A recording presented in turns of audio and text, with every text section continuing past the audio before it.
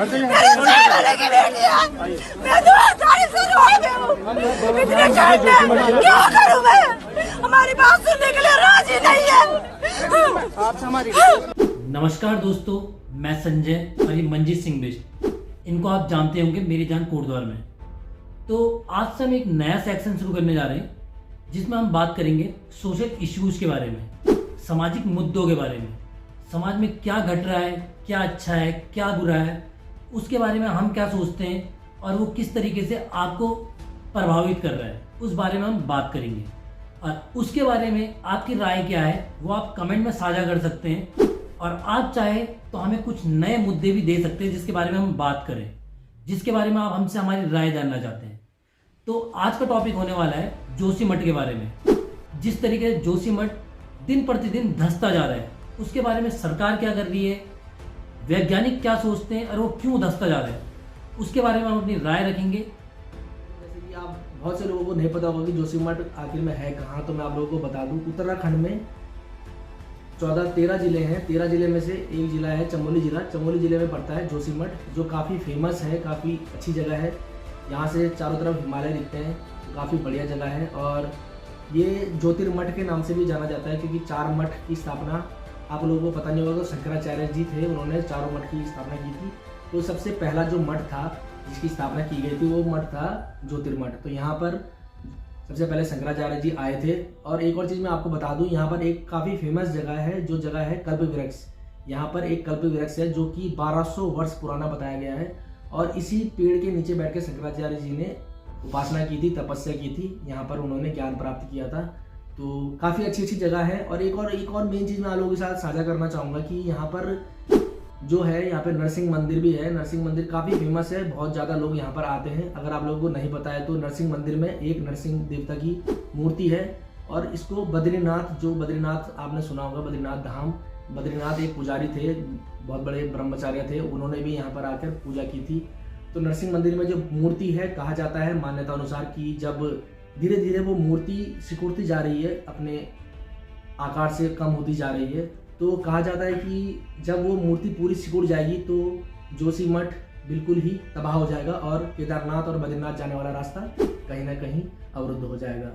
ये बात मैंने भी सुनी थी कि मतलब जो मूर्ति है अगर वो पूरी तरह से सिकुड़ जाती है तो वहाँ प्रलय आनी तय है। तो वही हो रहा है क्योंकि जिस तरह से कहा गया है, पहले लिखा गया है कि वो पुराणों में है, ये बातें कहते हैं। कहीं ना कहीं उसके संकेत मिल रहे हैं अभी इस टाइम पे कि अब देख ही रहे होंगे आप कि जोशीमठ किस तरह से बीच से दरार आ गई, घरे पूरे के पूरे उजड़ गए हैं और काफ़ी बुरे हाल है, वहाँ के पानी रिस रहा है। तो ये तो थी बात कि जोशीमठ है क्या।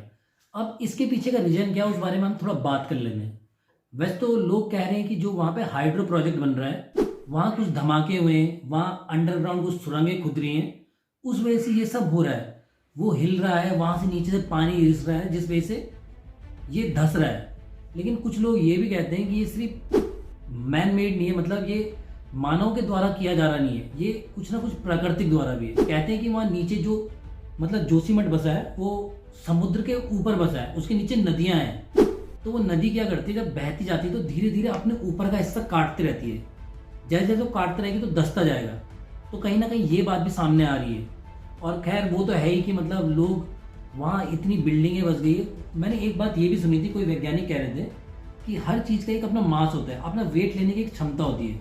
तो जो जोशीमठ जो टाउन है, जो गांव है, वहाँ मतलब कहते हैं कि उसमें अपनी एक क्षमता है कि वो अगर 10 किलो ले सकती है तो 10 किलो ही लेगी। वहाँ 10 से ऊपर वेट आ रहा है, इसलिए भी वो धंस रहा है। वो चीज़ें कहीं ना कहीं है, लेकिन बहुत से ये भी कह रहे हैं कि जो पहाड़, जिस पहाड़ के ऊपर जोशीमठ बसा हुआ है, वो पहाड़ मिट्टी पे बना हुआ है, मिट्टी का पहाड़ बोलते हैं उसको, मिट्टी का पहाड़।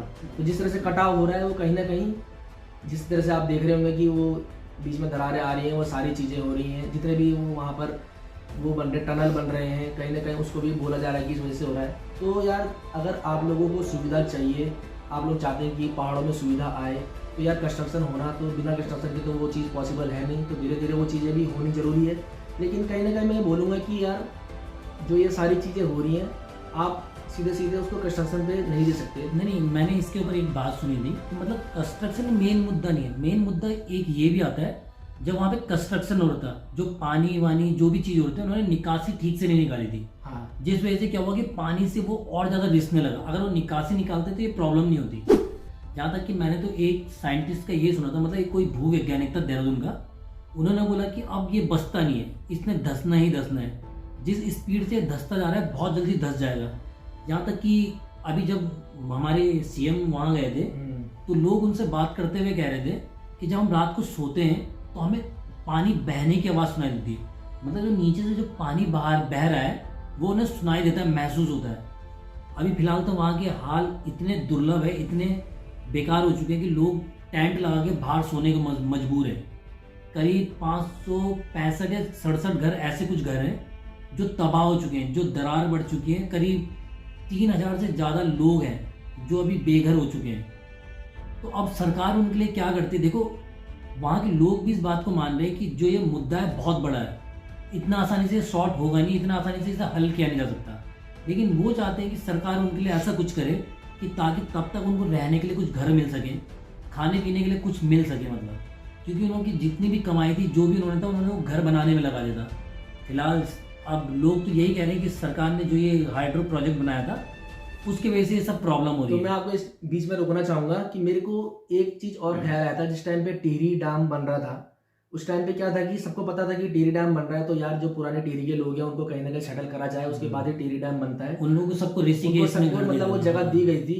तो वही चीज अभी ये है, क्योंकि जब कंस्ट्रक्शन हुआ था कहीं ना कहीं इंजीनियर जो हैं इतने पढ़े लिखे हैं, बाहर से पढ़ाई करके आए हैं, तो उनको कहीं ना कहीं अंदेशा था। और ऊपर से जोशीमठ की जो घटना है ये करीबन 1 साल पहले से हो रही है। 1 साल पहले से जो बीच में एवलांच आ गया था, एक साल पहले से मतलब ये दरारें वाली आनी प्रॉब्लम हो गई थी।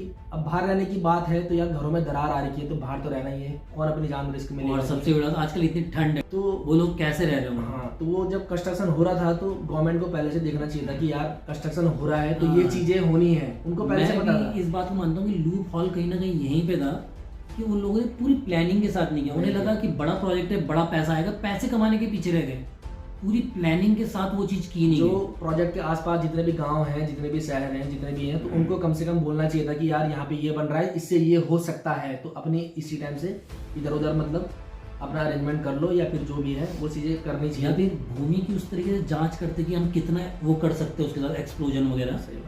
बाकी तो प्रकृति है, बाकी क्या कह सकते हैं। बाकी ऐसा नहीं है, इससे पहले भी कई गांव उससे ऊपर ऐसे रहे हैं जो धंस गए हैं पूरी तरह से। देखो, एक टाइम के बाद तो उसने नीचे जाने हैं, क्योंकि जो हमारे पहाड़ बसे हैं कहीं ना कहीं वो ऐसी मिट्टी में बसे हैं, ऐसी नदियों के ऊपर बसे हैं, वो बस तो गए हैं लेकिन वो उसके नीचे क्या है लोग जानते नहीं हैं। आपने कहीं भी देखा होगा, आप कभी भी ट्रैकिंग करने जाते होंगे, किसी भी गांव जाते होंगे, आपको सोया फूटते हुए दिखते होंगे, जो पानी नीचे से पानी आ रहा होता है वो कहाँ से आ रहा है? वो सारी नदियाँ हमारे नीचे ही हैं। बाकी आज न्यूज़ में दिखा रहे थे कि वैज्ञानिक उन दरारों के बीच में कुछ डाल के चेक कर रहे हैं। अबे क्या चेक कर रहे हैं यार? जब तुम टनल बना रहे हो, छेद कर रहे हो पहाड़ों में, छेद करने से पहले चेक करना चाहिए ना। अब दरार आ गई है, अब दरार में डाल के क्या देखना चाह रहे हो कि भैया पानी कितना है, कब आएगा, ऊपर क्या आएगा? वो चीजें मेरी समझ से बाहर थी। मैं भी वही कह रहा हूँ कि भूवैज्ञानिक कह चुके हैं कि अब जोशीमठ को बचाना तकरीबन नामुमकिन है। एक बंदा तो मतलब एक कोई साइंटिस्ट थे, उन्होंने कह दिया कि देखो धरती क्या होती है, हर बार नीचे धंसती है, जब तक वो नीचे सेटल नहीं हो जाएगी अच्छी तरीके से तब तक उसमें दोबारा बसना मुश्किल है। तो उसे दोबारा सेटल होने के लिए वो पहले धंसती जाएगी, जब तक उसे अच्छा बेस नहीं मिलेगा, जहाँ को रगड़ना बंद हो जाएगा, धंसना बंद हो जाएगा, उसके बाद ही आप कुछ काम कर पाओगे। लेकिन ये कब होगा कोई गारंटी नहीं है। बाकी यार अभी नई नई खबर ये भी आ रही है कि बोल रहे हैं कि जोशीमठ से कर्णप्रयाग तक ये दरारें देखी जा सकती हैं। कर्णप्रयाग तक ये दरारें पहुंच चुकी है। बाकी इसका जो केंद्र है पानी का जो नीचे बह रहा है वो कहाँ तक है अभी तक किसी को नहीं पता कि कहाँ तक ये जाएगा, कितना एरिया जाएगा। तो वो बहुत सारी चीज़ें अब आने वाले टाइम पे दिक्कतें देने वाली हैं। बाकी मेन चीज़ है केदारनाथ बद्रीनाथ धाम का रास्ता। जोशीमठ जो कि आपको मालूम ही है काफ़ी अच्छा हिल स्टेशन है, काफ़ी अच्छी जगह है। वो मेन रास्ता भी है, इसी रास्ते से आगे जाया जाता है। औली हो गया, जितने भी पर्यटन स्थल है, काफ़ी अच्छी जगह है। तो अगर ये रास्ता ही नहीं, मैंने भी सुना जो औली के लिए मतलब वो चल रहा था ना, क्या बोलते थे यार, ये स्कीइंग वगैरह होती है ना, स्कीइंग नहीं, जो मतलब रोपवे सबसे बड़ी मतलब अभी तक पूरे देश की उसका सबसे पहला रोपवे का जो सबसे पहला पिलर है वो भी खिसक चुका है, खिसक गया है। हाँ, तो अभी उन्होंने वो रोकी हुई है कहीं ना कहीं। उधर से मतलब जो लोग चले गए, उधर से आने के कहते 250-300 लोग हैं जिन्होंने वापस आना है, लेकिन मुझे लगता नहीं अब आएंगे। बहुत से लोग कह रहे हैं कि वो रोपवे बंद कर दिया गया फिलहाल। बहुत से लोग कह रहे हैं कि कंस्ट्रक्शन से नहीं हो रहा है, ये नहीं हो रहा है। तो यार नहीं हो रहा है तो फिर कंस्ट्रक्शन क्यों रोक दिया? वो चालू रखो ना यार। मेरा तो ये मानना है कि कंस्ट्रक्शन भी जिम्मेदार है।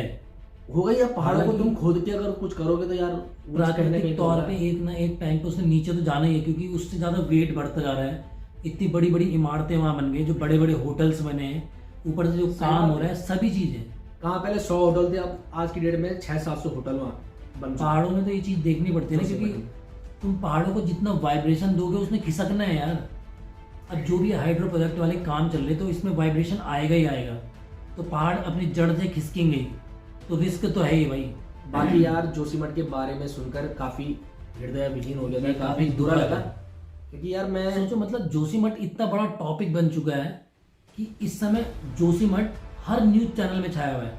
ABVP हो, आज तक हो, आर पब्लिक हो, रिपब्लिक हो, सब कोई, सब जगह। और जोशीमठ कोई छोटा नहीं है हमारा, मतलब जोशीमठ कहीं ना कहीं हमारा जो पर्यटक वो है, वो मेन वो रास्ता है, वहीं से लोग जाते हैं।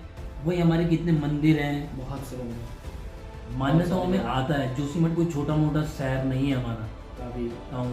अच्छी जगह है जोशीमठ। अगर आप लोग गए होंगे तो आप लोग जानते होंगे, नहीं गए हैं तो जाना चाहिए, लेकिन अभी जाना चाहिए। अभी बिल्कुल भी सेफ नहीं है, अभी बिल्कुल भी सेफ नहीं है। आप बाद में देखें, ट्राई करें, लेकिन अभी मेरे को लगता नहीं कि इतना जल्दी ये शॉर्ट होने वाला है। बहुत ज़्यादा रिस्की हो गया, लोग किस तरीके से वहाँ रह रहे हैं। आप ये फुटेज देखो जो मैं आपको दिखा रहा हूँ इस समय, कितनी बड़ी बड़ी दरार है।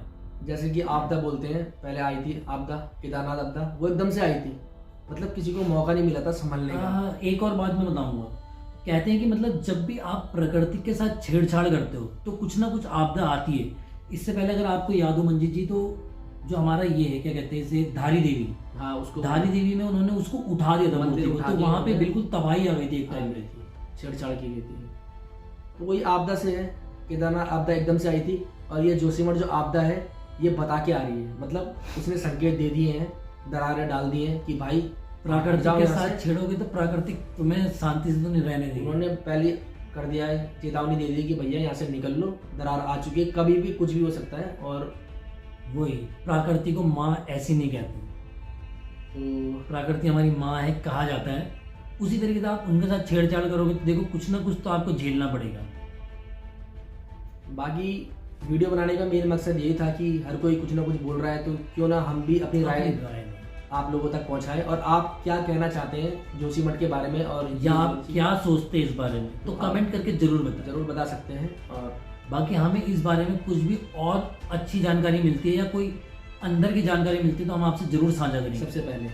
बाकी धन्यवाद। आपको अच्छा लगा हो तो वीडियो को शेयर करें, लाइक करें और चैनल को सब्सक्राइब करें, क्योंकि आगे ऐसी हम आपको काफ़ी वीडियोस देने वाले हैं जिसमें हम सोशल टॉपिक्स के बारे में आपसे बात करेंगे और आपकी राय लेंगे और अपनी राय देंगे। बाकी मिलते हैं आपको किसी और वीडियो में, तब तक के लिए आप भी अपना ध्यान रखिए, हम भी अपना ध्यान रखते हैं। धन्यवाद। टाटा बाबा, जय हिंद, जय भारत, जय उत्तराखंड। जय उत्तराखंड।